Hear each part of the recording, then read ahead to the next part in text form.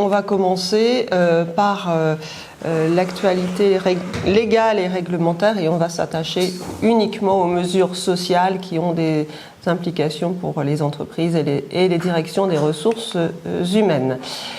Alors, la loi de financement de la sécurité sociale du 16 décembre 2025 prévoit, vous en avez probablement déjà entendu parler, un nouveau congé au bénéfice des salariés, qui est un congé supplémentaire de naissance, adoption, qui n'est pas obligatoire, mais qui entraîne la suspension du contrat de travail au salarié qui a déjà épuisé tous ses droits légaux liés à la maternité ou la paternité. Donc ce n'est pas un congé qui se substituera, mais il faut d'abord avoir épuisé l'ensemble des droits déjà ouverts. C'est un congé d'une durée de 1 mois ou de 2 mois ouvert à chacun des parents, qui pourra être pris simultanément ou en alternance par les 2 parents, donc ce qui fait que ça peut ajouter jusqu'à 2 mois finalement de présence auprès du jeune de l'enfant. Le salarié, pendant ce congé supplémentaire, bénéficie de la protection contre le licenciement, au même titre que pendant la grossesse et 10 semaines après le congé maternité et 10 semaines après la naissance ou l'adoption s'agissant du père. Donc ce ne sera pas une protection absolue comme pendant le congé maternité, mais c'est la protection relative, si bien que les cas de rupture du contrat de travail sont très limités, très encadrés, notamment faute grave ou nécessité sans lien avec le congé pour paternité. Alors, ce congé sera en vigueur au 1er juillet 2026, date d'entrée en vigueur et de publication d'un décret qui est prévu et qui rendra donc le congé effectivement applicable. Il bénéficiera à l'ensemble des salariés qui ont eu un enfant rétroactivement depuis le 1er janvier 2026. Donc les enfants nés ou adoptés entre janvier et juin 2026 donneront droit au congé mobilisable par les parents, reportable jusqu'au 31 mars 2027, sauf si le décret prévoit une date différente, mais pour le moment c'est la date évoquée. Donc 9 mois après l'arrivée de l'enfant pour bénéficier de ce droit. Ce congé sera indemnisé par la sécurité sociale pendant sa durée. La durée compte au titre de l'ancienneté et cette période est assimilée également au titre d'une période de cotisation pour la retraite. L'indemnisation plafonnée, j'imagine, oui, ce qui était le cas. Exactement, comme ce qui est le cas pour les autres congés déjà, maternité et paternité. Deuxième mesure mise en œuvre par la loi de financement de la sécurité sociale, ce sont des mesures qui encadrent les arrêts de travail et avec aussi un objectif de lutter contre les abus. Alors, première mesure, c'est la limitation de la durée des prescriptions. Le plafond sera fixé par décret, mais il sera aussi encadré par la loi qui prévoit un maximum de 1 mois pour le premier arrêt et 2 mois pour une prolongation. Ceci entrera en vigueur au 1er septembre 2026. Deuxième mesure, c'est la limitation de l'indemnisation au titre des accidents du travail, maladies professionnelles. Là aussi, la loi prévoit un plafonnement de la période d'indemnisation pour un même sinistre et la durée sera fixée par décret, mais il est évoqué dans les travaux préparatoires une durée de 4 années suivant l'accident du travail ou le déclenchement ou la reconnaissance de la maladie professionnelle. Et enfin, troisième mesure, eh bien, les prescripteurs des arrêts devront indiquer les motifs de l'arrêt sur l'avis d'arrêt de travail. Ils pourront déroger ainsi je dirais en lien avec le motif au plafond, mais en en justifiant, là aussi pour des raisons médicales. Donc des modifications qui seront précisées par... Sur le volet de la sécurité sociale, j'imagine. Oui, parce qu'effectivement, il y a le secret médical effectivement, qui reste opposable aux employeurs. À partir du 1er septembre, mais on attend le décret au courant du printemps, probablement. Voilà. Alors, la loi de financement de la sécurité sociale réforme également le dispositif de reconnaissance des maladies professionnelles en s'appuyant sur certaines données scientifiques. Alors, il y aura deux cas distincts. Le cas des situations assez simples. Dans ce cas-là, 2 médecins conseils examineront le dossier dans des conditions là aussi fixées par décret. Mais la reconnaissance sera automatique si le lien avec le travail est établi. On peut imaginer par exemple un boucher qui se coupe un doigt, c'est assez simple, c'est en lien direct avec le travail. Donc on pourra imaginer que c'est dans ce cas assez simple. En revanche, il y a des cas complexes, dans le cas notamment des maladies professionnelles je dirais, qui ne sont pas visibles, tout ce qui est notamment, par exemple, les burn-out. Dans ce cas-là, le comité de reconnaissance des maladies professionnelles se concentreront sur ces cas complexes qui ne remplissent pas nécessairement toutes les conditions du tableau. Là encore, c'est le cas du burn-out. Donc cette mesure de rentrer en vigueur a une date qui sera fixée par décret, mais au plus tard, le 1er janvier 2027. Alors je passe rapidement sur les données chiffrées. C'est déjà en vigueur en principe dans vos entreprises. Revalorisation du SMIC horaire, revalorisation du SMIC mensuel et nouveau plafond annuel de sécurité sociale qui est augmenté de 2%. Qui passe à 48 060 €. Donc c'est une donnée importante aussi, notamment pour le calcul des cotisations sociales et le plafonnement des montants exonérés de cotisations sociales, notamment dans les négociations de départ. Alors parallèlement, les cotisations sociales vont être, je dirais, adaptées avec une réduction générale pour mieux intégrer la suppression de certains taux réduits. Cette mesure vise à simplifier le système tout en maintenant la compétitivité des entreprises françaises.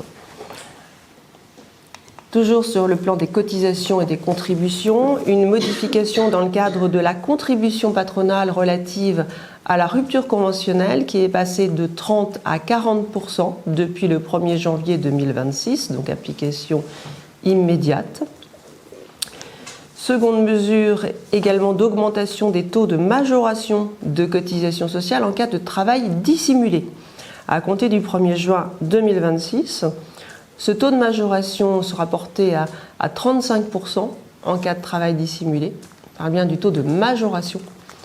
35% et 50% en cas de circonstances aggravantes, par exemple lorsque l'entreprise aura fait travailler un mineur. Donc 1er juin 2026. Et puis enfin, autre mesure importante pour toutes les entreprises de plus de 250 salariés, c'est l'extension à toutes ces entreprises de la déduction forfaitaire de cotisation patronale sur les heures supplémentaires. La loi de financement de la sécurité sociale aborde également un volet retraite, cumul, emploi, retraite. Alors, aujourd'hui, le régime du cumul emploi-retraite permet à un salarié qui a déjà liquidé sa retraite de reprendre une activité professionnelle rémunérée. Lorsque c'est dans la même entreprise, celle qui vient de quitter, un délai de carence de 6 mois est exigé, mais il n'y a pas de délai de carence lorsqu'il reprend une activité professionnelle après avoir liquidé ses droits à la retraite. Il y a deux régimes, cumul total, lorsque les pensions sont liquidées et que la retraite à taux plein est possible. Dans ce cas-là, le salarié retraité pourra bénéficier d'un cumul intégral des revenus d'activité et de pension. C'est le cumul total, c'est ce qui existe aujourd'hui. Et le cumul partiel est également possible, mais il est plafonné à 160% du SMIC ou du dernier salaire, avec ce délai de carence de 6 mois si il s'agit d'une reprise chez le dernier employeur. Alors, depuis septembre 2023, ce cumul permet d'acquérir des nouveaux droits à la retraite sur des revenus d'activité et donc de ne plus cotiser à perte. Bonjour mesdames et bienvenue. Donc, cotisation qui permet d'acquérir des droits et bénéfice donc du coup d'une pension complémentaire versée à la cessation définitive de l'activité, plafonnée à 5% du fameux plafond annuel de sécurité sociale dont on vient de parler.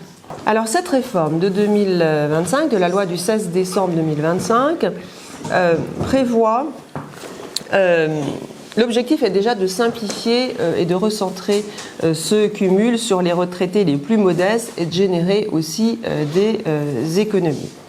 Donc la loi instaure 3 régimes distincts applicables selon l'âge du retraité. Si le salarié n'a pas atteint l'âge légal de sa retraite, le cumul est interdit. C'est-à-dire que tout revenu d'activité réduira sa pension à due concurrence dès le premier euro. Donc il peut travailler, en revanche, il n'a pas de cumul de revenus. Deuxième situation, entre l'âge légal et 67 ans, le cumul est autorisé, mais dans la limite d'un plafond qui sera fixé par décret. La pension sera a priori réduite de 50% du montant des revenus excédant un seuil annuel qui sera fixé par ce décret. Donc cumul possible, mais avec un plafonnement du cumul des revenus. Et troisième situation, à partir de 67 ans, dans ce cas-là, le cumul intégral sera autorisé, donc les revenus de la pension de retraite et les revenus de l'activité, avec création de nouveaux droits. Alors ces nouvelles dispositions seront applicables à partir du 1er janvier 2027 pour tous les assurés qui percevront leur pension, leur première pension de base à partir du 1er janvier 2027.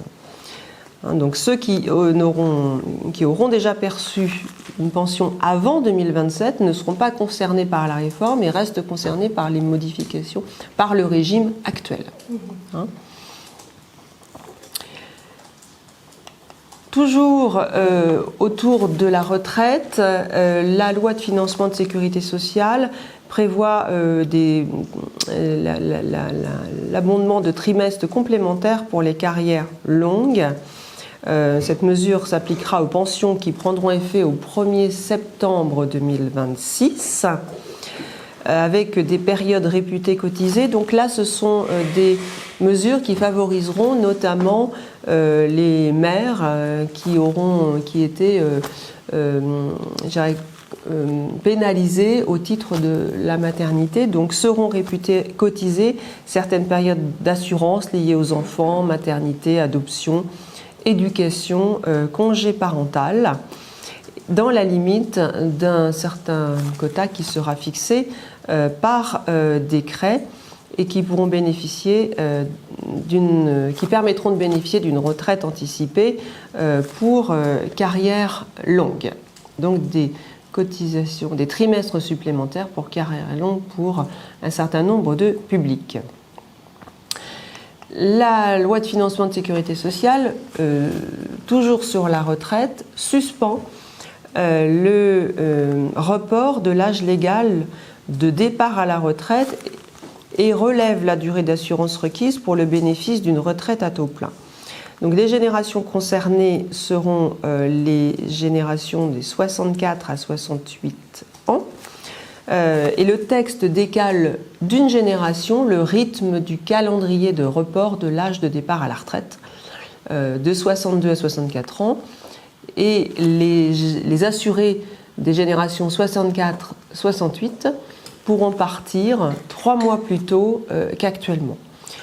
Donc, application à partir de septembre 2026 et ce mécanisme de réforme de la retraite est gelé jusqu'en 2027 avec une clause de rendez-vous à ce jour en tout cas pour reparler de ce mécanisme de départ à la retraite et d'abaissement progressif de l'âge de l'augmentation progressive, pardonnez-moi, de l'âge de départ à la retraite.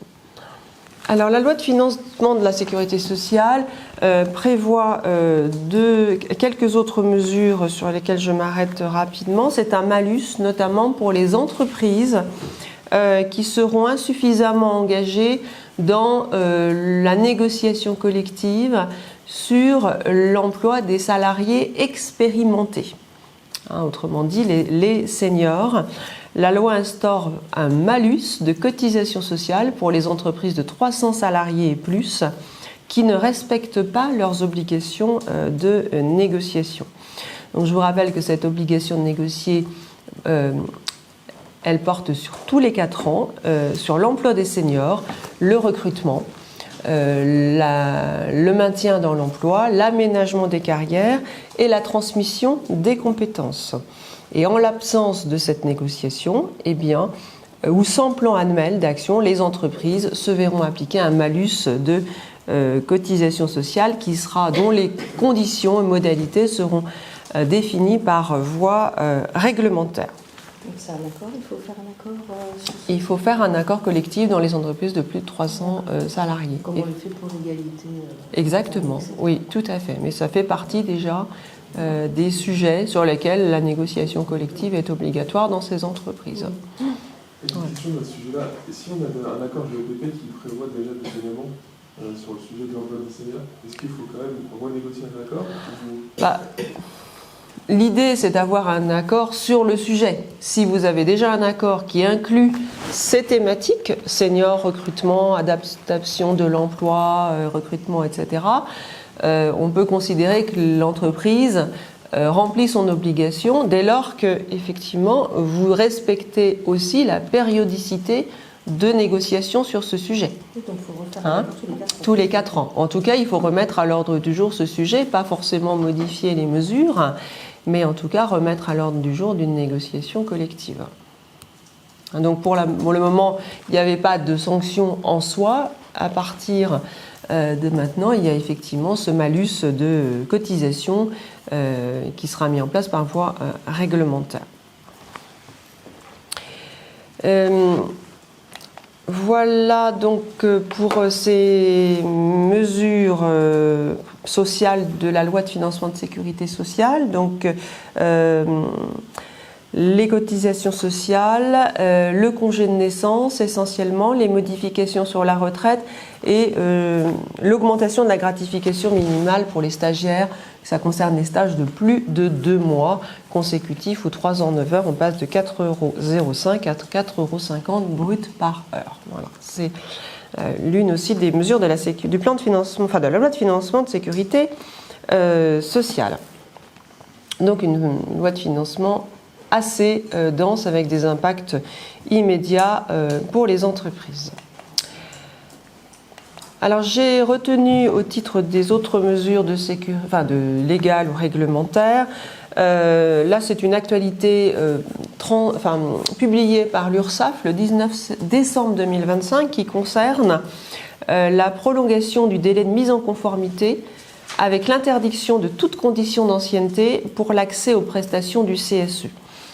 Le CSE, certains CSE ont traditionnellement pour habitude, usage, de conditionner le bénéfice des activités sociales et culturelles à une certaine ancienneté dans la limite de 6 mois.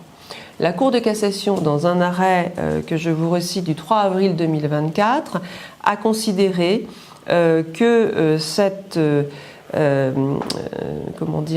mesure était discriminatoire et ne pouvait pas être imposée, notamment aux stagiaires et aux salariés qui avaient moins d'ancienneté. C'était une position de la Cour de cassation et en application de cette décision, l'URSSAF avait donné jusqu'au 31 décembre 2025 pour mettre en conformité les pratiques des CSE avec cette jurisprudence, c'est-à-dire supprimer la condition d'ancienneté pour le bénéfice des ASC. Et dans cette actualité du 19 décembre 2025, et ça concerne tous les CSE et les entreprises qui n'auraient pas mis en œuvre, qui n'auraient pas supprimé ce critère d'ancienneté, l'URSSAF accorde un délai jusqu'au 31 décembre 2026 pour modifier les critères de versement de ces prestations et se mettre en conformité. Deuxième mesure qui m'a semblé intéressante, c'est la prolongation du CSP jusqu'au 31 décembre 2026. Le CSP, donc le contrat de sécurisation professionnelle, qui a 10 ans, qui a 11 ans en réalité. Vous le savez, c'est une mesure d'accompagnement des salariés objet d'un licenciement pour motif économique pour les entreprises de moins de 1000 salariés ou alors qui sont inscrites dans un processus de redressement ou liquidation judiciaire. Le 24 décembre 2025, ce CSP a été prolongé d'1 an. Il devait disparaître au 31 décembre 2025.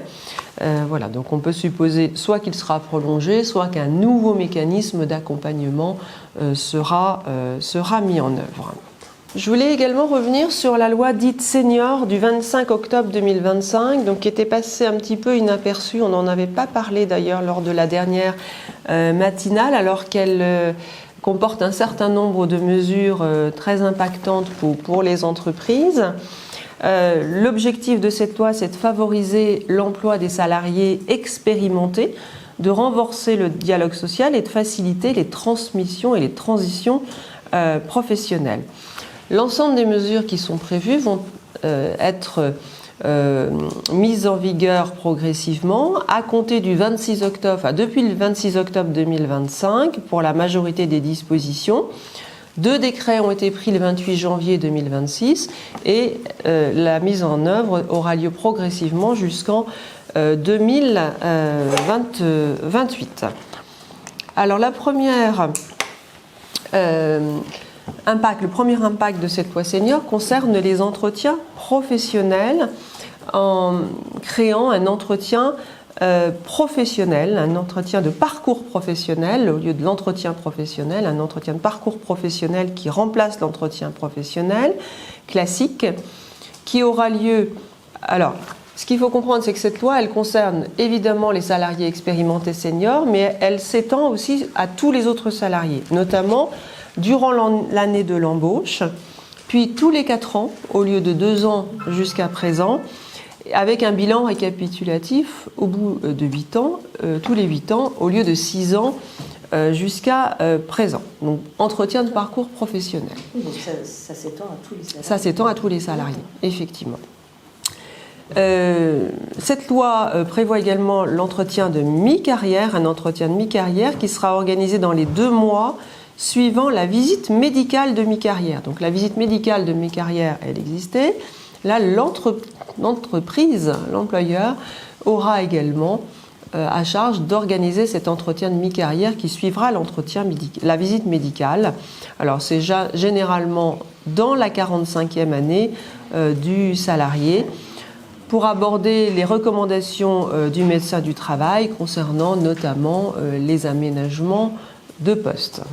Cette visite médicale, quand quelqu'un arrive dans la société autour de ses 44-45 ans, il doit lui faire quand même cette visite. Alors, il faut faire la visite médicale d'embauche, déjà. Du coup, répéter cette visite médicale de mi-carrière, même si la personne elle est là depuis 2 ans, mais bon, en principe, oui, parce que la loi ne dit pas que c'est une visite de mi-carrière chez le même employeur. Ouais, c'est le milieu de la carrière du salarié, même s'il a fait 20 ans auparavant dans une autre entreprise. Donc j'aurais tendance à dire oui. Il vaut mieux en faire plus que moins, et ce sera sûrement pas le même formulaire que le médecin du travail remplira. Donc, il peut être la visite d'aptitude à l'embauche dira qu'il est apte à occuper l'emploi, mais la visite de mi-carrière, elle est beaucoup plus large. Parfois, dans les demandes de visite médicale, il n'y a pas forcément le motif de mi-carrière. Quand on fait des demandes. Bon, en tout cas, mais c'est vrai que... Oui, voilà, c'est ça. Alors, autre entretien que l'employeur devra organiser, c'est l'entretien renforcé dans les 2 ans précédant le 60e anniversaire du collaborateur, qui devra traiter les conditions de maintien dans l'emploi, et j'ai fait une faute d'orthographe, pardonnez-moi, je la corrigerai pour le support, et aussi des possibilités d'aménagement de fin de carrière. Par exemple, passage à temps partiel, on verra d'autres mesures dans un instant. Donc la périodicité jusqu'au 1er octobre 2026, la périodicité prévue par les accords collectifs en vigueur reste applicable. Alors ensuite, création d'un CDI senior qui s'appelle en réalité le contrat de valorisation de l'expérience, le CVE, qui bénéficiera à tous les demandeurs d'emploi inscrits à France Travail âgés de 60 à 67 ans, qui ne pourra pas bénéficier en revanche aux salariés qui ont déjà fait valoir leurs droits à la retraite et qui peuvent bénéficier à une retraite à taux plein, sauf certaines exceptions, et qui auront travaillé dans l'entreprise ou son groupe au cours des 6 derniers mois. Donc c'est pas un CDI comme il y a des avantages cotisations sociales et fiscales, c'est pas un CDI qui devra être utilisé pour arranger, je dirais, l'entreprise. Il s'agit vraiment d'une vraie embauche par l'entreprise. La particularité de ce CDI permet à l'employeur de mettre d'office à la retraite le collaborateur lorsqu'il aura atteint les conditions de la retraite à taux plein. Et l'indemnité de départ à la retraite bénéficiera d'une exonération de la contribution patronale de 30% dans la limite de l'indemnité légale ou conventionnelle. Donc des mesures incitatives pour l'embauche des salariés de 60 à 67 ans.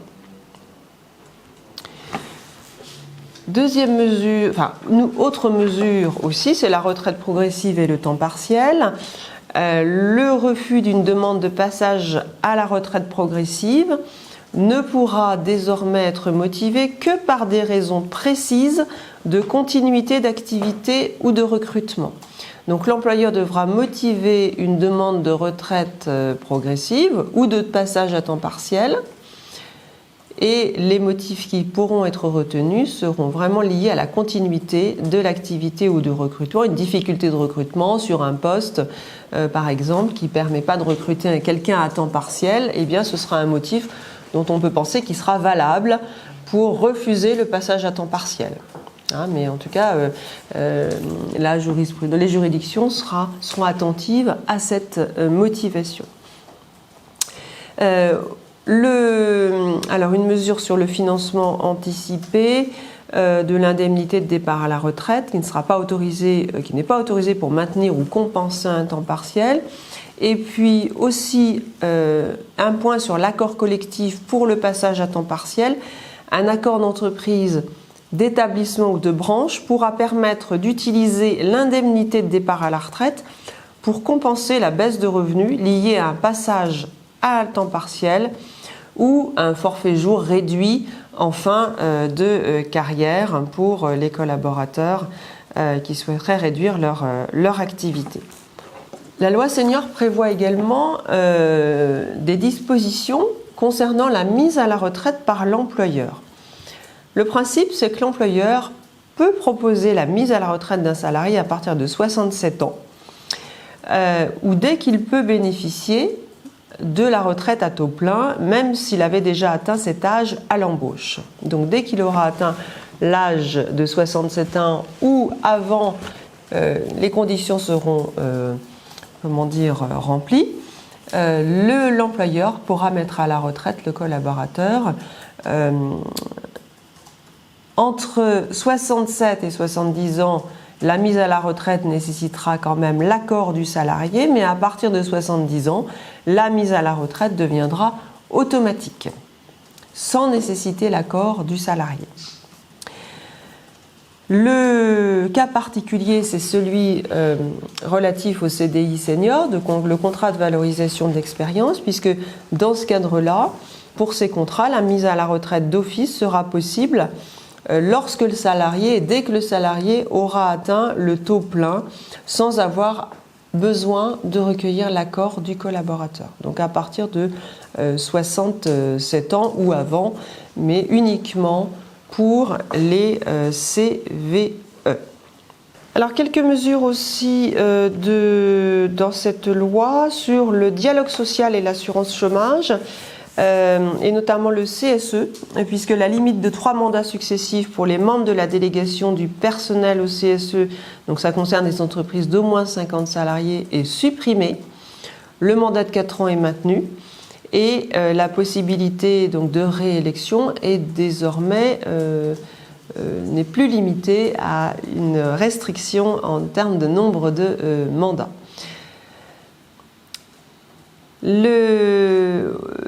L'assurance chômage et le bonus-malus sont également impactés puisqu'à partir du 1er mars 2026, 2 motifs de licenciement ne seront plus pris en compte pour le calcul du taux de séparation, les licenciements pour inaptitude d'origine non professionnelle et les licenciements disciplinaires pour faute grave et lourde. Elles s'ajoutent déjà donc à certaines séparations, les démissions, les contrats saisonniers, les apprentissages, etc. Simplement pour rappel, dans le cas des élections du CSE, oui. Et du nombre de mandats possibles pour les sociétés inférieures à 50 collaborateurs, il n'y a pas de limite, C'est ça, effectivement. Donc là, cette limite, elle concernait les entreprises de plus de 50 salariés et du coup, cette limitation, elle est supprimée. Donc elle s'étend. Voilà, donc oui, parce qu'il y a parfois une... Alors, il y a une délégation du personnel sous forme de CSE. Oui, tout à fait. Mais effectivement, il n'y a pas forcément des vocations toujours dans ces entreprises. Donc l'idée, c'est effectivement de favoriser le dialogue social, de favoriser aussi des vocations, être élu, qui étaient jusqu'à présent freinées par cette limitation de 3 mandats. Alors la loi Senior crée aussi ce qu'on appelle le CDD de reconversion professionnelle qui favorisera la reconversion et la transition professionnelle. Première mesure sur cette transition professionnelle, c'est l'information du salarié en projet de transition 3 mois avant la fin d'une formation de la possibilité de réintégrer son poste ou d'un poste équivalent. Donc lorsque ça concerne les salariés qui seront en formation, l'employeur doit informer le collaborateur qui est en formation 3 mois avant la reprise du fait qu'il peut réintégrer son poste ou un poste équivalent dans l'entreprise. Le salarié aura 1 mois pour répondre et sans réponse, le retour est considéré comme accepté. Donc, qui dit mot consent, ça veut dire qu'après sa formation, le collaborateur réintègre l'entreprise. L'idée, là encore, c'est de favoriser le dialogue social, puisque si le salarié ne souhaite pas revenir, eh bien, il faudra qu'il réponde à cette information que l'employeur va lui donner. Puis, ce CDD de reconversion professionnelle, c'est un nouveau dispositif pour sécuriser la transition de carrière. C'est un mécanisme intéressant puisque ça permet à un salarié qui est déjà en poste d'aller tester un autre poste dans le cadre d'un CDD sans perdre son CDI ou son CDD en cours. Ce mécanisme fusionne et remplace 2 mécanismes qui étaient la promotion par l'alternance et les transitions collectives. Alors qu'est-ce que c'est que ce CDD de reconversion ? C'est un contrat qui permet de rejoindre temporairement une autre entreprise pour acquérir des nouvelles compétences tout en gardant son emploi actuel. Le contrat initial est suspendu ou alors il est maintenu en cas de reconversion interne, puisque ce CDD, il peut avoir lieu dans la même entreprise ou dans le même groupe Donc il n'y a pas de rupture. Et ce CDD de reconversion professionnelle ne peut pas être un motif de rupture du contrat principal. Il doit être assorti d'une obligation de formation, donc obligatoire, entre 150 et 450 heures sur 12 mois, avec possibilité d'extension sur 36 mois par accord. Les objectifs, c'est d'obtenir des certifications professionnelles et la reconnaissance de blocs de compétences professionnelles, avec à la clé soit des diplômes, soit des titres validés par les branches professionnelles. Alors, qui peut en bénéficier? Eh bien, tous les collaborateurs, même si c'est dans la loi senior, ça concerne l'ensemble des salariés, sans condition d'âge, sans condition d'ancienneté. C'est même accessible dès l'embauche et tous les profils sont éligibles, même ceux qui n'ont pas de qualification ou ceux qui en bénéficient. Alors, ce CDD de reconversion doit porter sur une durée minimale de 6 mois. La durée standard, ce sera de 6 à 12 mois, avec une possibilité d'extension jusqu'à 36 mois. Donc, le CDI ou le CDD d'origine est suspendu. Ce CDD de reconversion s'intègre dans le contrat de travail avec une obligation de formation. Alors, que se passe-t-il à la fin du CDD de reconversion? Eh bien, il y a 3 scénarios possibles. Premier scénario, l'expérience est concluante dans le nouveau CDD et à ce moment-là, le salarié et l'employeur initial pourront décider de la rupture du contrat initial.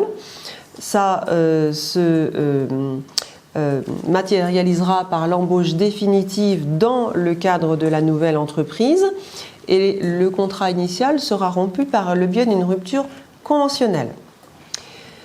Deuxième scénario, la période d'essai n'est pas concluante, peu importe la raison. Ça peut être que le salarié finalement préfère revenir sur son poste initial. Dans ce cas-là, il réintègre automatiquement l'entreprise initiale, soit à son poste d'origine, soit à un poste au moins équivalent, avec une rémunération au moins équivalente.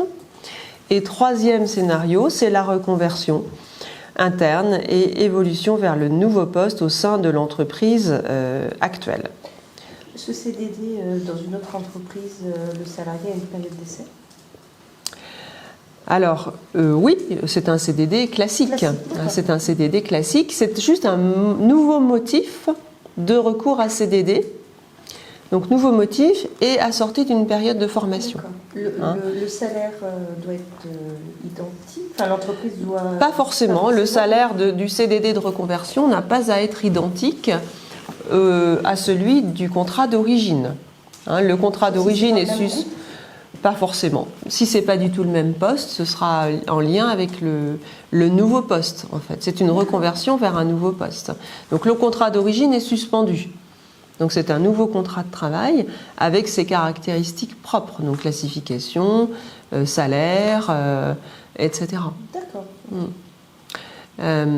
Donc c'est au retour, c'est à la fin du CDD de reconversion que le salarié, s'il décide de revenir, eh bien le CDI ou le CDD d'origine renaît et à ce moment-là, il doit retrouver son poste ou un équivalent et son salaire d'origine. Okay. Excusez-moi, est-ce qu'on a des statistiques de ce CDD? Est-ce qu'en pratique, c'est quelque chose qui se fait? Alors, moi, pour le moment, je ne l'ai pas vu du tout mise en œuvre et c'est très récent. La loi date de fin octobre. Mais du coup, je ne sais pas trop s'il peut y aller, pas y aller. Ça dépend.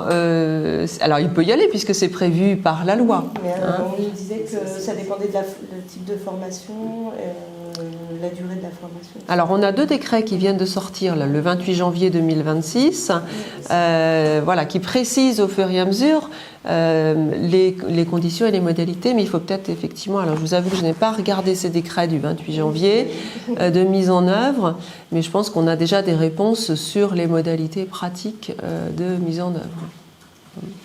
En tout cas, la loi est entrée en vigueur le 26 octobre, donc on ne peut pas refuser à un collaborateur qui solliciterait ce CDD de reconversion. Ça peut être dans une autre entreprise. Ça peut être dans une entreprise complètement différente, effectivement. Ça peut être dans l'entreprise, la même entreprise, dans le groupe d'entreprise, mais ça peut être une entreprise totalement extérieure. D'ailleurs, ça peut poser des difficultés, hein, parce qu'au niveau de la confidentialité des données, de la concurrence aussi, de l'obligation de loyauté, donc je pense que ça doit être encadré aussi dans le cadre de la conclusion de ce CDD. Et ça doit être une formation continue forcément, non?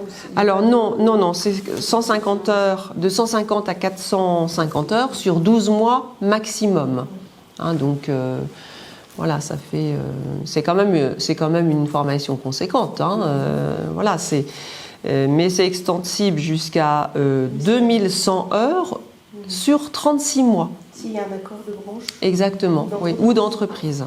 Les accords de branche là-dessus? Ils ne sont pas encore négociés. C'est ça, Hein, ils ne sont pas encore négociés. Mais ça peut être mis à l'ordre du jour par les CSE, hein, d'ores et déjà. Alors cette formation, la formation, elle sera, donc le CDI d'origine est suspendu, donc, et le financement eh bien, sera pris en charge par l'opérateur de l'OPCO ou le compte personnel de formation. Hein. Donc l'employeur d'origine n'a pas d'obligation de maintien du salaire.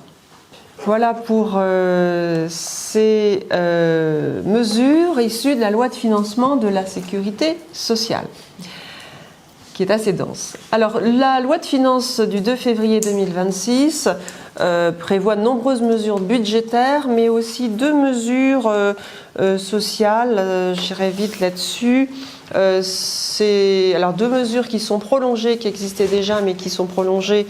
C'est l'exonération des pourboires. Sans charge sociale sur les pourboires, c'est maintenu. La remise en cause était en discussion, mais ça n'a pas été adopté. Et maintien également de la prise en charge patronale des frais de transport domicile-travail qui bénéficient d'un régime favorable au titre du remboursement et des cotisations sociales. Autre mesure, alors c'est pas anecdotique, hein, c'est jusqu'à présent la saisine du Conseil de prud'homme était libre et ne donnait droit à aucun droit. Et aujourd'hui, à partir de maintenant, le budget 2026 introduit un droit de timbre de 50 € pour saisir les conseils de prud'homme. Il y en a trop, ils ont voulu le charger un peu. Alors c'est vrai que ce sera peut-être un nouveau frein pour les plus bas salaires ou les salariés qui auront le moins d'ancienneté, hein, voilà, qui peut-être hésiteront à saisir les conseils de prud'homme. Mais c'est un droit de timbre voilà, qui existe déjà devant les autres juridictions. Donc c'est une extension d'un régime qui existe déjà par ailleurs et qui est applicable aux particuliers comme aux entreprises.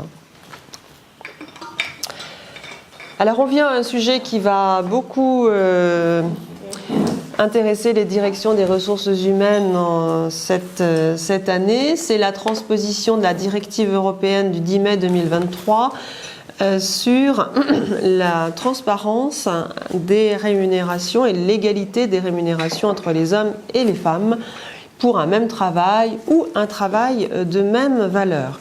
Donc cette directive, elle est déjà appliquée dans certains pays européens et la France ne l'avait pas faite et là, elle a une obligation de mise en application, de transposition au 7 juin 2026. Alors, qui est concerné par la directive ? Eh bien, tout le monde, toutes les entreprises, quelle que soit leur taille, du secteur public et du secteur privé, avec un échelonnement en fonction de l'effectif, mais toutes les entreprises sont concernées.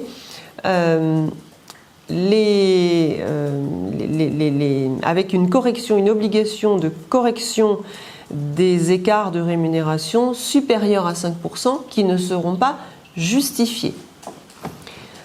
Donc avec un échelonnement que vous voyez ici en fonction de l'effectif des entreprises. Alors la transparence salariale oblige à rendre des informations sur les rémunérations accessibles aux salariés en poste et aux candidats à l'embauche. Donc cela vise l'égalité des rémunérations, c'est-à-dire à garantir une rémunération égale pour un même travail entre des collaborateurs qui auront les mêmes compétences et les mêmes formations, même expérience, etc. Donc cela concerne non seulement le salaire de base, mais également tous les mécanismes de rémunération, les éléments variables comme les primes ou les avantages en nature. Donc cela a pour objectif de réduire les inégalités existantes dans les entreprises, notamment entre les hommes et les femmes, et de permettre aux candidats de connaître avec clairvoyance, je dirais, les conditions d'embauche auxquelles ils vont être embauchés. Donc effectivement, cette obligation, elle s'impose dès l'embauche.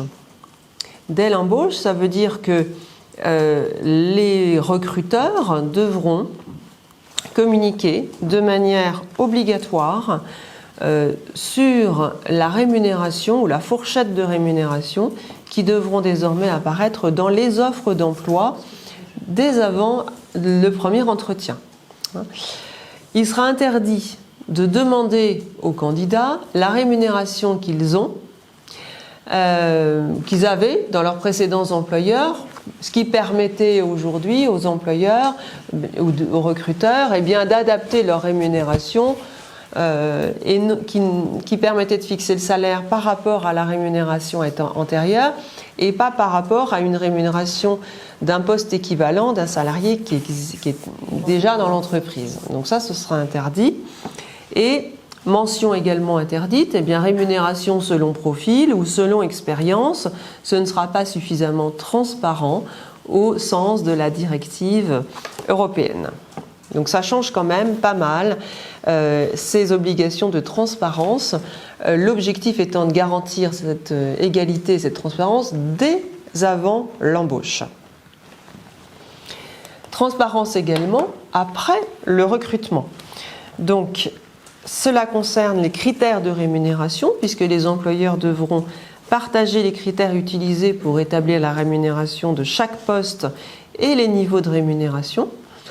Cette obligation s'applique également aux entreprises disposant d'une grille de salaire, puisqu'il va falloir expliquer cette grille de salaire selon des critères objectifs pour éviter toute discrimination. Il faudra également publier un rapport pour identifier les écarts de rémunération, notamment entre les hommes et les femmes, avec des propositions de correction pour les écarts injustifiés de 5% ou plus. Donc il y a une marge de manœuvre de 5% d'écart, mais sans critères objectifs qui expliqueront ces écarts, ils devront être corrigés selon des mesures correctives que l'employeur devra mettre en œuvre. On devra publier en interne les motifs qui ont expliqué ces écarts. Exactement. Ce sera rendu effectivement public, en entreprise.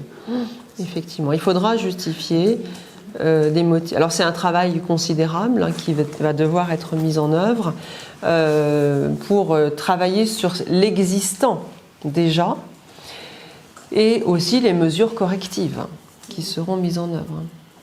Et est-ce que l'index restera toujours obligatoire ? L'index reste obligatoire. Ce sont des mesures qui se cumulent, effectivement. Le fait d'avoir des grilles en lien avec les conventions collectives, est-ce que c'est un moyen de justifier aussi des choses ? Absolument. Un critère objectif, c'est d'appliquer la grille de la convention collective, mais qui finalement fixe des salaires minima. Voilà, donc si vous êtes au salaire minima, il n'y a pas de difficulté, mais si vous dépassez de plus de 5% le minima conventionnel pour un salarié et pas pour l'autre, c'est là où vous devrez justifier de cet écart. Voilà, est-ce qu'il a une compétence particulière ? Est-ce qu'il a une polyvalence que l'autre n'a pas ? Voyez ? C'est ça qui est très subjectif.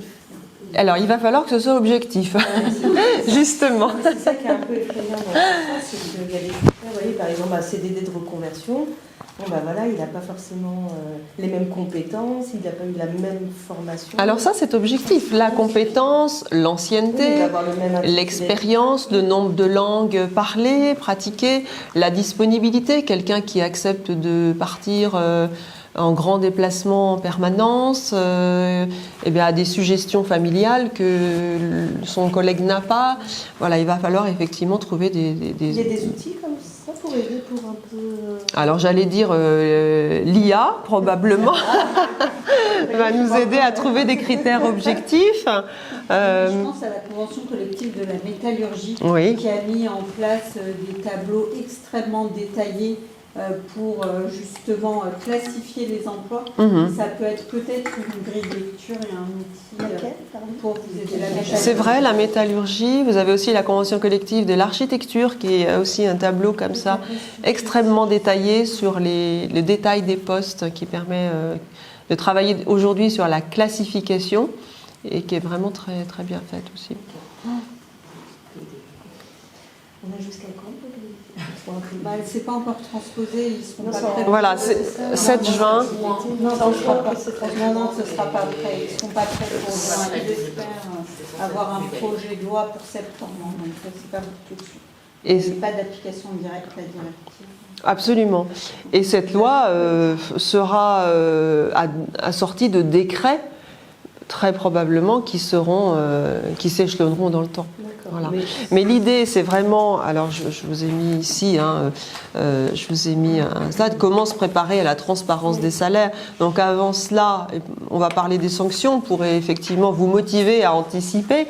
Les sanctions, eh bien, ce sera une amende administrative selon le degré de manquement, donc qui sera défini par la loi et par les décrets.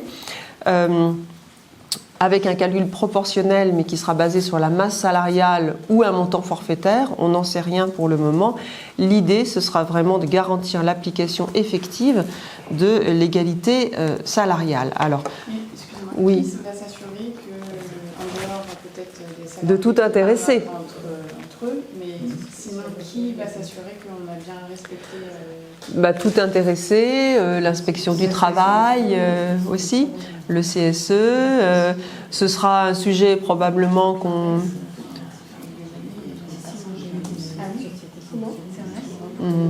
Ah bah oui, les salariés... Et dans les contentieux prud'homaux,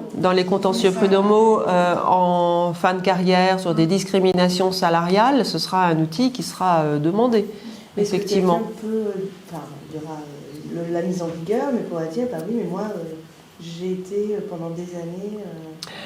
Alors oui, c'est vrai que la correction amènera à l'aveu qu'auparavant, il pouvait y avoir des différences qui n'étaient pas justifiées de manière objective. Donc il faudra peut-être statuer l'effet rétroactif. Oui, Comme ils l'ont fait pour...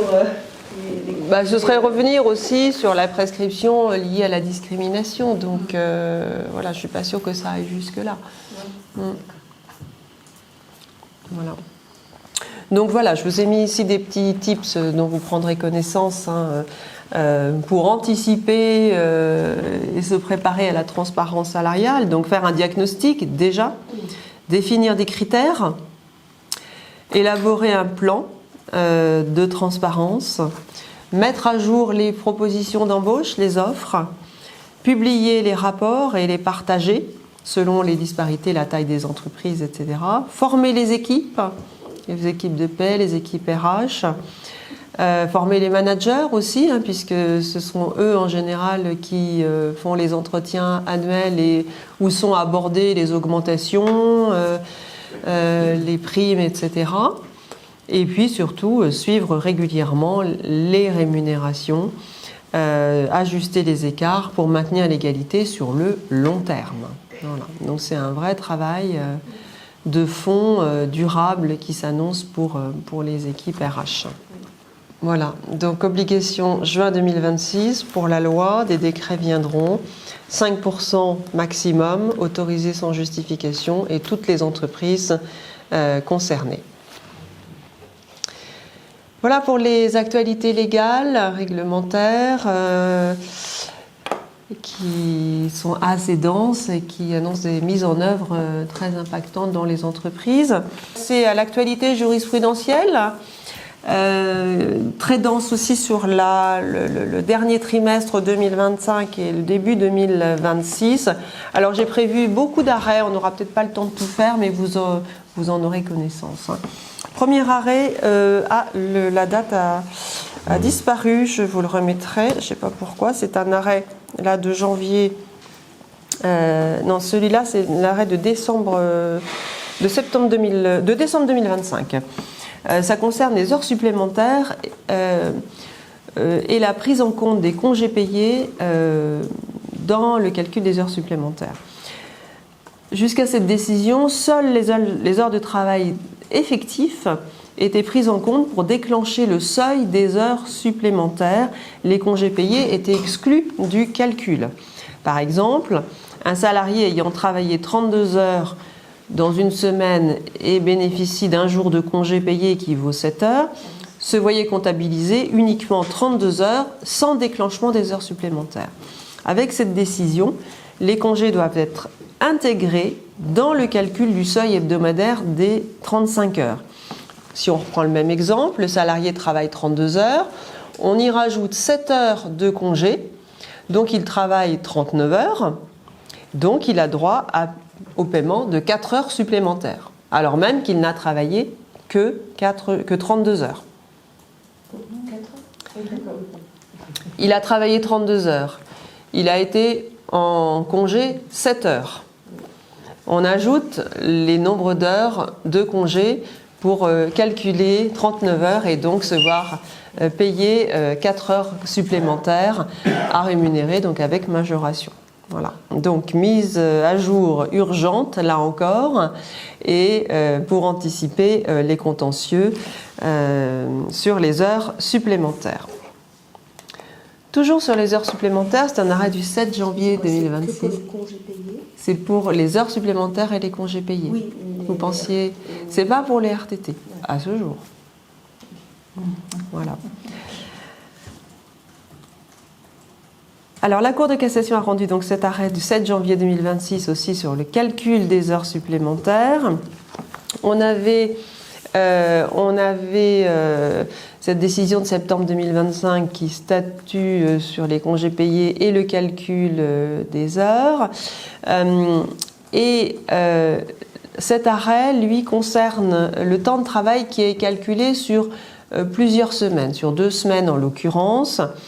Et ce salarié souhaitait obtenir le paiement des heures supplémentaires travaillées, ce qui lui a été refusé par les premières juridictions, au motif que les heures au titre des congés payés ne pouvaient pas être prises en compte pour comptabiliser les heures supplémentaires.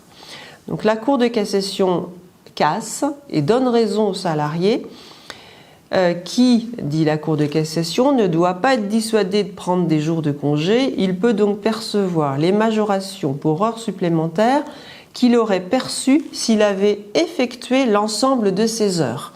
Donc c'est un salarié qui a des heures supplémentaires de manière structurelle dans son contrat de travail, donc il part en congé et il ne doit pas effectivement être privé des heures supplémentaires alors même qu'il est en congé.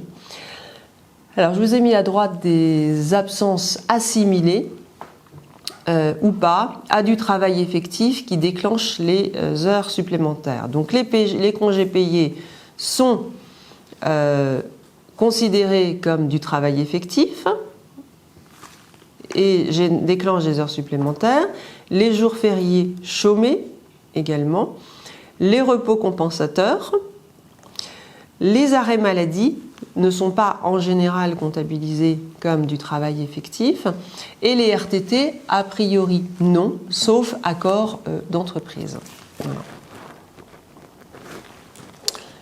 Et Les repos compensateurs selon la jurisprudence? Oui, ça veut dire qu'effectivement, selon la jurisprudence, les repos compensateurs eh bien, sont assimilés à du travail effectif. Autre arrêt concernant la durée du travail et le repos hebdomadaire.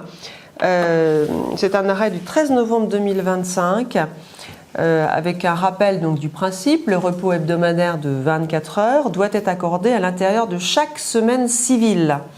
Il ne s'agit pas d'un repos après 6 jours. Donc c'est chaque semaine, on doit effectivement avoir ce repos de 24 heures. Je vous ai mis un exemple concret à droite. Un salarié travaille du mercredi au dimanche de la semaine 1, puis du lundi au jeudi la semaine 2. La semaine 1, son repos, ce sera le lundi ou le mardi. Et la semaine 2, le vendredi, le samedi ou le dimanche. Ça fait 9 jours consécutifs de travail, mais le repos hebdomadaire aura été pris au cours de la même semaine civile. Donc il faut reprendre chaque semaine civile pour intégrer ce repos de 24 heures consécutives. Donc c'est un rappel, pas de modification, mais c'est un rappel du principe et une application. Donc pas mal de décisions quand même, on le voit, sur le temps de travail, les heures supplémentaires. C'est vraiment un sujet très prégnant, très permanent. Alors ensuite, j'ai retenu cet arrêt du 10 décembre 2025 qui concerne la vie privée. On a pas mal d'arrêts en 2025 sur ce sujet. Ici, on avait un salarié qui avait été licencié pour avoir dissimulé son mariage avec une ancienne collaboratrice en contentieux avec l'entreprise. Le licenciement a été considéré comme nul puisque le motif était en lien avec sa vie privée, alors même que le licenciement visait la violation de l'obligation de loyauté du collaborateur vis-à-vis de l'entreprise. Voilà. Donc la Cour de cassation rappelle le respect de la vie privée, même en présence d'une clause contractuelle. La clause contractuelle ici, alors c'est un cas particulier puisque dans tous les contrats de travail, il est demandé au collaborateur de prévenir l'employeur en cas de changement dans sa situation personnelle. Et en l'occurrence, là, le collaborateur ne l'avait pas fait. Il n'avait pas dit qu'il s'était marié. Surtout pas avec l'ancienne salariée qui était en contentieux avec l'entreprise. Donc il y avait à la fois la violation du contrat, d'une clause contractuelle, et l'obligation de loyauté puisque l'heureuse élue était une collaboratrice en contentieux. Voilà. En tout cas, licenciement nul pour ce motif.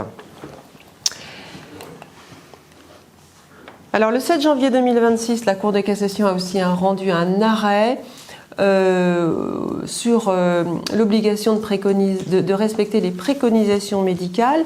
On avait alors un salarié donc victime de crise d'épilepsie avec un avis d'aptitude avec restriction puisque c'est un collaborateur qui ne devait pas rester isolé. Cet avis, ces préconisations sont obligatoires, impératives. Et elles doivent être mises en œuvre par l'employeur qui doit démontrer le respect des préconisations. Ici, l'employeur avait licencié pour faute grave le collaborateur et l'employeur n'a pas réussi à démontrer qu'il avait respecté les préconisations médicales, notamment en proposant un poste proche du domicile. Donc l'entreprise a été condamnée pour manquement à son obligation de mettre en œuvre les préconisations du médecin du travail. Et lorsqu'elles sont impossibles à mettre en œuvre, eh bien, il est vraiment préconisé que l'entreprise réinterroge le médecin du travail pour qu'il fasse d'autres préconisations éventuelles. Le délai de respect des préconisations est combien de temps ? Il n'y a pas de délai légal, ça doit être immédiat.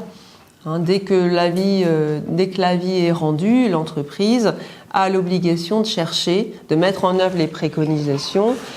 Et si c'est impossible, l'employeur n'a pas l'obligation de ressaisir le médecin du travail, mais c'est vraiment une recommandation de la jurisprudence pour qu'il puisse démontrer, en cas de contentieux, qu'il a vraiment mis tout en œuvre pour reclasser le collaborateur ou respecter les préconisations.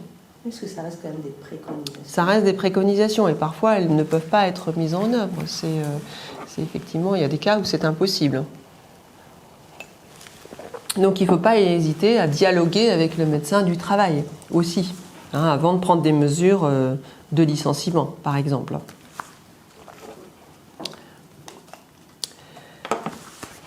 Autre arrêt que j'ai retenu qui concerne un harcèlement managérial.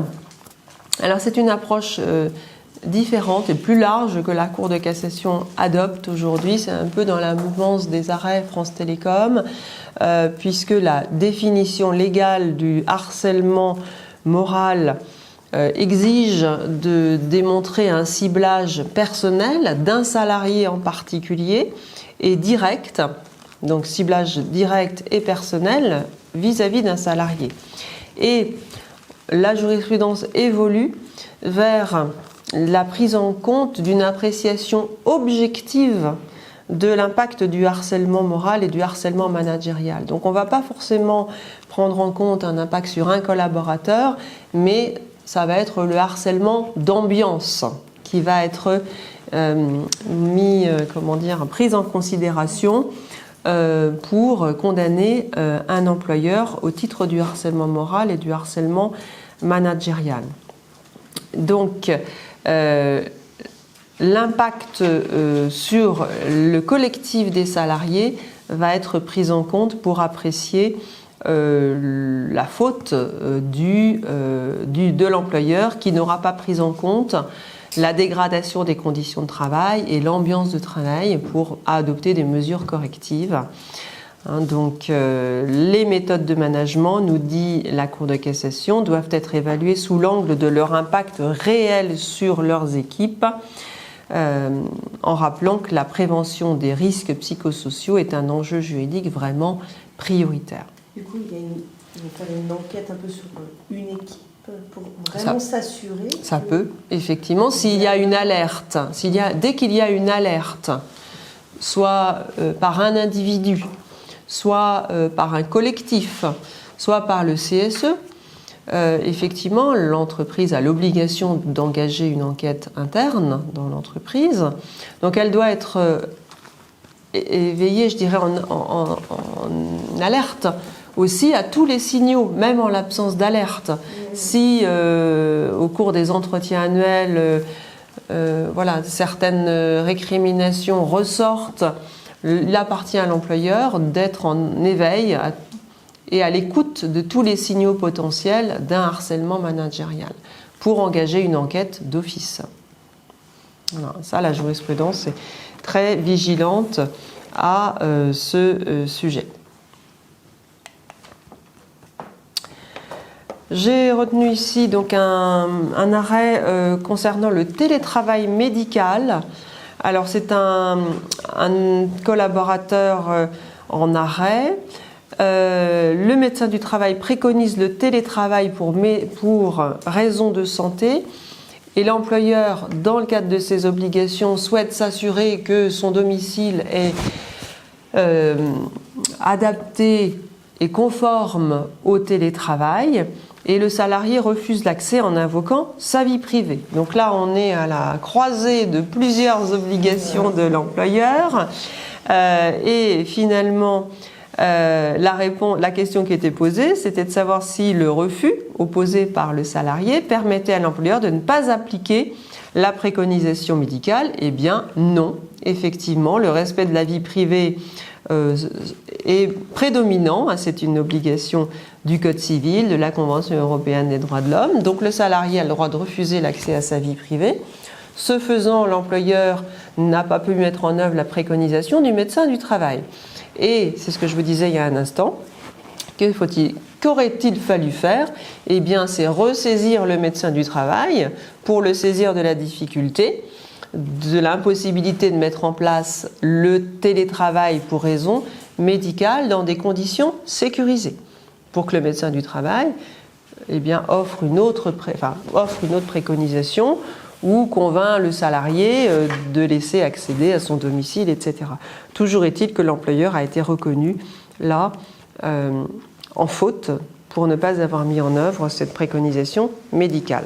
Il faut que ce soit forcément le médecin du travail, parce qu'on a aussi des médecins traitants maintenant qui... Alors c'est le médecin qui aura fait la préconisation. Donc il vaut mieux quand même redoubler du médecin du travail. C'est le médecin du travail, effectivement, qui a cette capacité, ce pouvoir de faire des préconisations, notamment au cours d'une visite de reprise, après un long arrêt.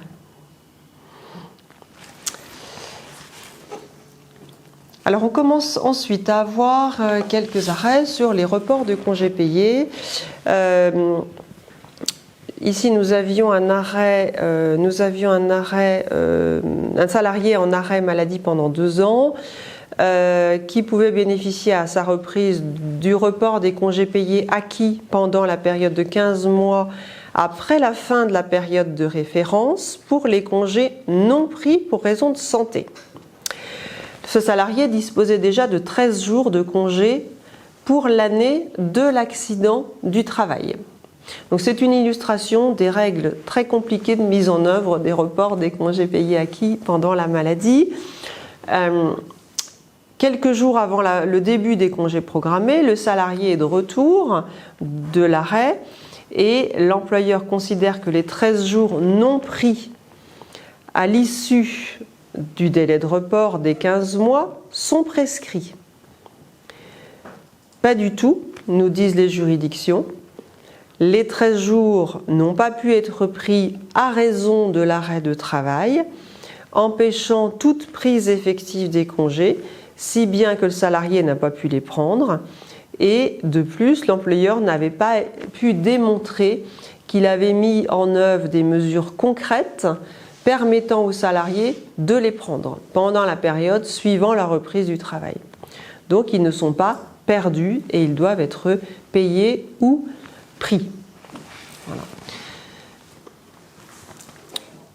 Autre arrêt sur le même thème, 21 janvier 2026, c'est une clarification du plafond. Le plafond de 24 jours ouvrables d'acquisition des congés pendant la maladie s'apprécie période de référence par période de référence, sans déduire les congés reportés au titre des années antérieures. Donc c'est 24 jours ouvrables par période de référence, peu importe s'il y en a déjà qui sont acquis au titre d'une période antérieure. Voilà. Donc précision du 21 janvier 2026 pour inviter à raisonner non pas sur une période globale, mais période de référence par période de référence. Je ne sais pas si vous avez déjà des cas dans vos entreprises de mise en œuvre de ces reports.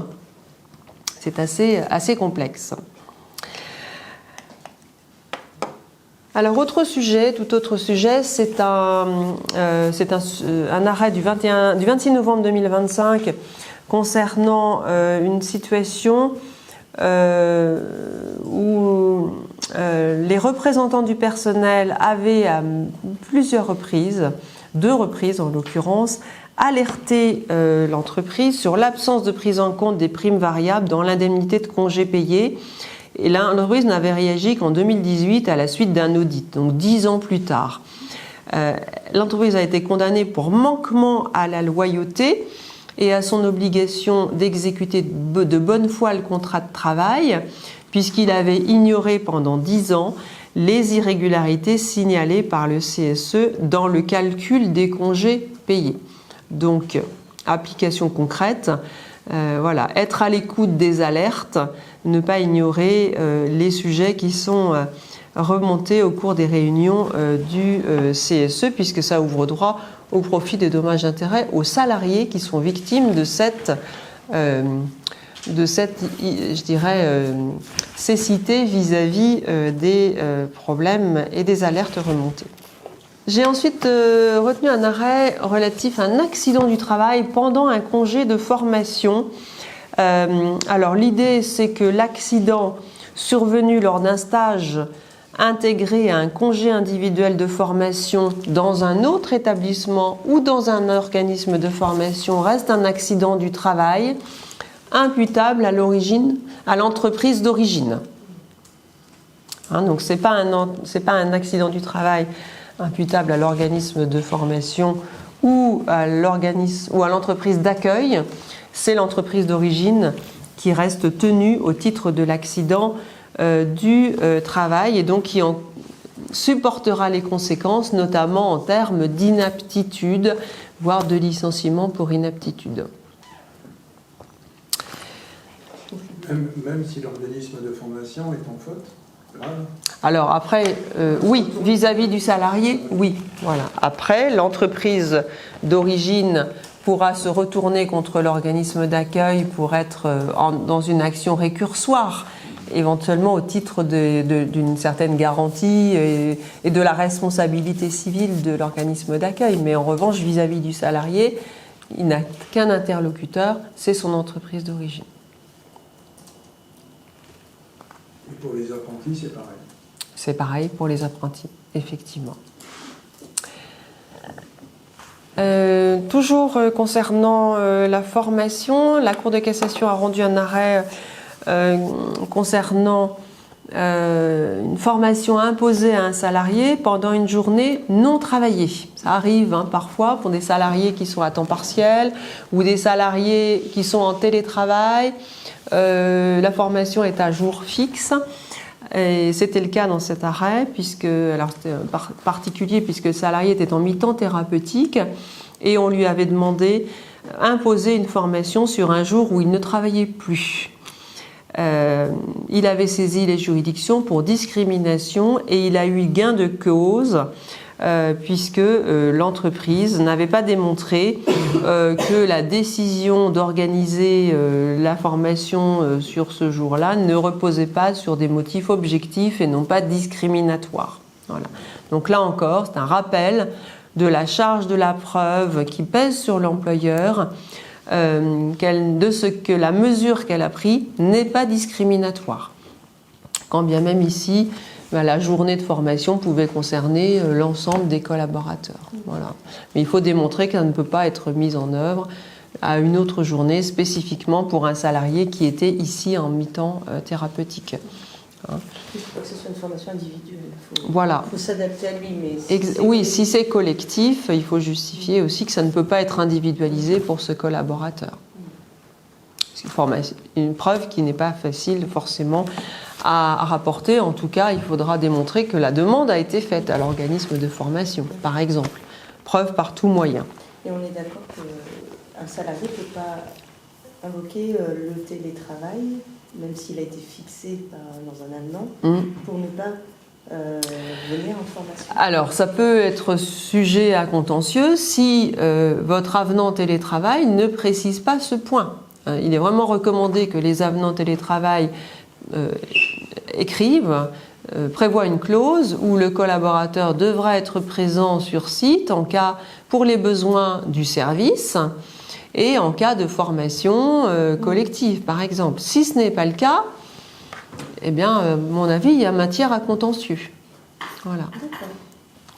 Si le télétravail est gravé dans le marbre sans exception... c'est soit par un accord, soit un avenant. Soit dans l'accord, soit effectivement dans l'avenant. Mais dans les avenants, télétravail, même en l'absence d'accord, il est vraiment recommandé d'avoir cette clause d'exception pour les besoins du service, pour une réunion ou pour une formation, par exemple. Ça reste du travail, télétravail. Bien sûr, mais s'il est mis en place, vous voyez qu'il n'y a pas d'exception prévue.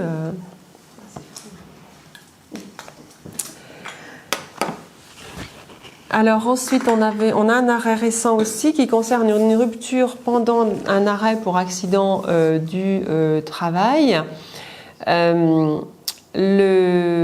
C'est un licenciement disciplinaire qui avait été prononcé pendant un arrêt pour accident du travail.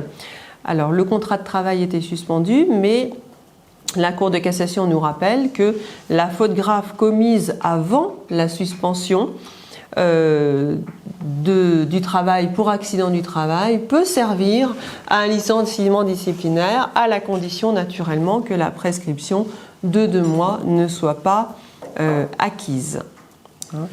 Ici, on avait un salarié qui avait manqué pendant plus de 4 ans précédant l'arrêt de travail à la clause d'exclusivité puisqu'il travaillait ailleurs pour un tiers en utilisant les outils de travail de l'entreprise.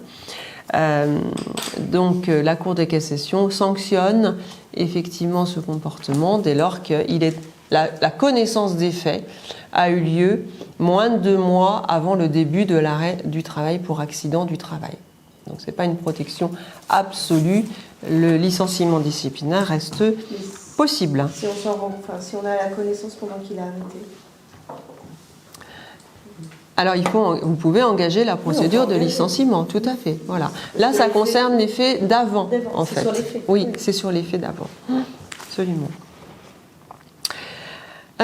Toujours sur le médecin du travail. Alors ça, on a un arrêt intéressant parce que les médecins du travail sont fort sollicités et ici on avait un arrêt, un avis d'inaptitude et de dispense de reclassement où il manquait un mot qui a conduit jusqu'à la Cour de cassation puisque normalement l'employeur est dispensé de rechercher un reclassement en cas de mention nuit gravement à la santé du collaborateur. Et le médecin du travail avait dit que le reclassement était impossible, tout reclassement dans l'entreprise nuit à la santé dans l'entreprise, au lieu de nuit gravement à la santé de l'entreprise. Donc, la Cour de cassation est saisie pour savoir si l'absence du mot gravement dans l'avis médical prive l'employeur de la dispense de reclassement. Et là, la Cour a répondu non. Même sans le terme gravement, l'avis du travail était dispensé l'entreprise de reclassement, si bien que le licenciement pour inaptitude définitive et dispense de reclassement était valable. Voilà. Donc, pour éviter cela, mais encore une fois, dialoguer avec le médecin du travail, il faut lui redemander de refaire son avis pour qu'il soit parfaitement dans les clous pour éviter ce genre de mésaventures. Voilà. Un autre arrêt, toujours sur l'inaptitude constatée pendant un arrêt de travail. Alors, avec cet arrêt, alors jusqu'à présent, effectivement, l'inaptitude ne pouvait être reconnue que au cours d'une visite de reprise. Et ici, la Cour de cassation reconnaît que l'avis d'inaptitude peut être prononcé par le médecin du travail au cours d'une visite médicale auprès du médecin du travail, peu importe qu'il s'agisse de la visite de reprise, comme auparavant, mais également d'une visite à la demande qui peut avoir lieu également au cours de l'arrêt du travail. Voilà. Et donc ça, c'est vraiment une nouveauté puisque effectivement les aptitudes étaient appréciées au cours d'une visite de reprise une fois par définition que l'arrêt de travail était terminé. Ici, quand on a un collaborateur dont on sait qu'il ne va pas revenir avec un arrêt de travail en permanence renouvelé, ça permet d'aller voir le médecin du travail à la demande et d'obtenir un avis d'aptitude. Ça peut être aussi l'employeur qui fait la demande. Exactement, exactement. Donc c'est une évolution extrêmement importante. Et enfin, un dernier arrêt pour un rappel, une mise en œuvre d'un rappel assez classique, d'une règle sur la démission qui ne doit pas être équivoque. Ici, on avait un salarié, administrateur de réseau, qui démissionne après avoir alerté son entreprise sur une surcharge de travail excessive, une charge mentale très élevée, un périmètre d'intervention trop vaste et une absence d'équilibre vie professionnelle, vie personnelle. La Cour, les juridictions considèrent que l'ensemble de ces alertes auraient dû être prise en compte par l'entreprise et qui aurait dû organiser une visite médicale, qui aurait dû en prendre compte pour adapter la charge de travail du collaborateur. Le collaborateur démissionne et les juridictions ont considéré que cette démission devait être requalifiée en licenciement au tort de l'entreprise puisqu'elle n'avait pas pris en compte les signaux envoyés par le collaborateur. Donc, la Cour de cassation condamne l'entreprise au titre d'un licenciement avec requalification de cette démission reconnue comme équivoque en licenciement dépourvu de cause réelle et sérieuse. Voilà pour ce panorama de jurisprudence. Il est 10h35. Donc si vous avez des questions, n'hésitez pas. Vous aurez ce support et je suis à votre disposition. Merci pour votre attention en tout cas.